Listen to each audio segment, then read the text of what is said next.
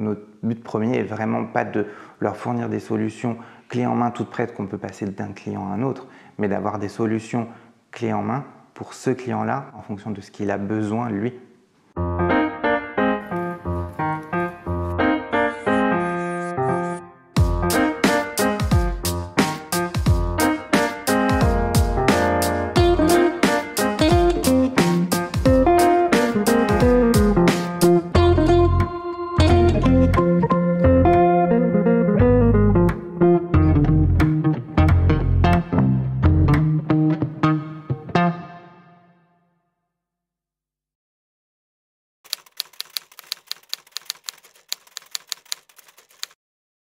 La profession de conseiller en propriété industrielle est toute petite, on est 1100 en France, donc malheureusement on n'est pas très connu, surtout des petites entreprises.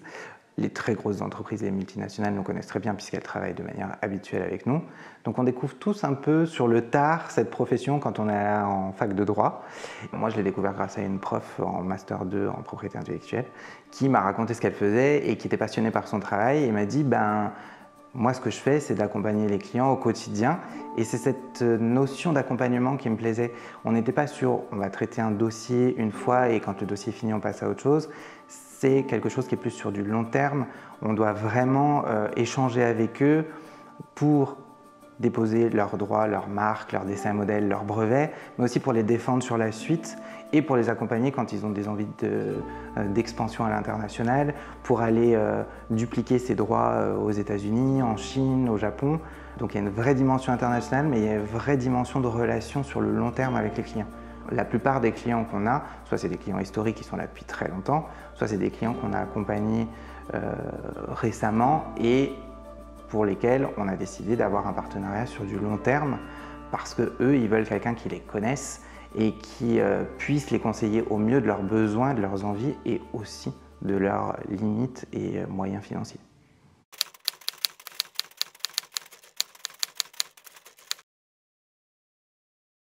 On a un client qu'on a accompagné historiquement. À l'origine, il est venu avec son projet en tant qu'individuel, qui était de créer des nouveaux télescopes numériques pour rendre les choses plus accessibles au grand public.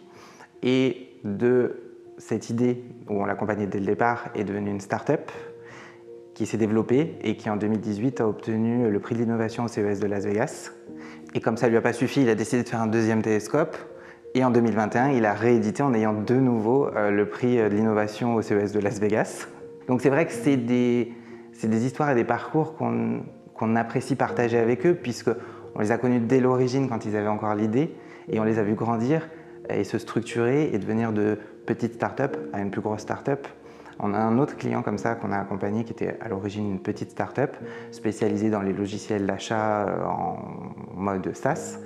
Et puis petit à petit, il a grossi pour devenir l'année dernière une des licornes françaises qui est une startup valorisée plus d'1 milliard de dollars sans être cotée en bourse. Donc ça fait partie des deux clients qu'on accompagne sur le long terme et qui touchent parce qu'on les a connus petits et aujourd'hui ils sont grands. Il y a un vrai besoin de comprendre ce qu'ils ont envie de faire et là où ils ont envie d'aller. Ils ont une façon d'expliquer les choses qui correspond à leur business, à la façon dont ils veulent le développer, mais pour pouvoir le protéger, ce n'est pas toujours aussi simple parce que ça nécessite de s'adapter avec le cadre du droit, ce que le droit permet de faire ou pas, et donc de trouver des solutions qui leur correspondent et qui soient parfaitement sur mesure par rapport à ce qu'ils ont besoin. Donc c'est ce côté qui est très intéressant parce qu'on est toujours dans l'innovation puisqu'ils nous inventent toujours des nouvelles choses, des fois des choses qui sont un peu disruptives par rapport à ce qu'on a aujourd'hui, d'autres fois qui sont plus classiques, on va dire. Mais il y a des besoins qui sont spécifiques, qu'il faut qu'on comprenne bien, qu'on interprète bien et qu'on fixe bien avec eux pour pouvoir leur apporter vraiment cette protection qui leur soit adaptée et sur mesure et leur donner les bons conseils. Et j'avoue que oui, après 12 ans de métier, enfin maintenant même presque 14 ans, c'est toujours quelque chose qui me motive, cette relation avec le client pour bien comprendre ce qu'il a besoin, ce qu'il veut et où il veut aller.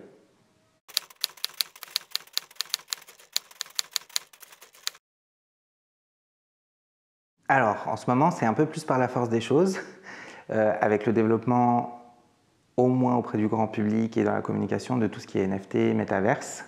Ça devient un sujet qui est de d'inquiétude ou d'intérêt pour la plupart de nos clients. Aujourd'hui, le droit n'est pas encore tout à fait adapté à ça, c'est quelque chose de nouveau, puisque le droit est toujours un peu en retard par rapport à la vraie vie.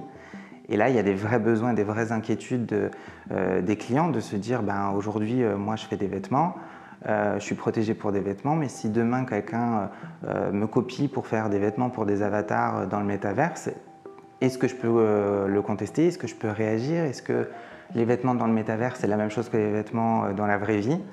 Et aujourd'hui, c'est un des sujets premiers de beaucoup de nos clients, de se dire est-ce qu'il faut y aller, est-ce qu'il ne faut pas y aller, pourquoi on y va, mais si je vais dans le métaverse et protéger mes marques à cause du métaverse, si je ne fais pas des t-shirts demain dans le métaverse pour les avatars, ça se passe comment?